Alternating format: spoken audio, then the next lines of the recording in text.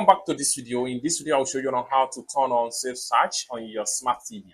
Let me show you how. But before we dive into the tutorial, if you find the tutorial useful and you are very new to this channel, remember to click on that subscribe, turn on the notification bell for more useful tutorials like this. So with that being said, let's get started. The very first thing you need to do is to head over to setting on your smart TV. And you get to your setting, click on OK.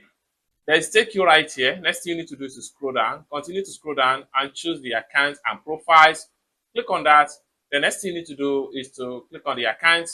Then here, you have to simply scroll down, continue to scroll down until you get to Google Assistant. Click on your Google Assistant. It's going to take you right here. Next thing you need to do is to scroll down, continue to scroll down. It takes you to Safe Search feature. What you need to do is to turn on this particular button right here. It's that simple. With that, your kids, your family can search for anything on your smart TV and they are going to watch it in a safe environment. It's that simple. And this is one of the best parental control that you can easily enable on your smart TV. For more tutorial tips and tricks about how best to use your smart TV, consider to subscribe. Thank you so much for watching and I hope to see you in my next video. Peace.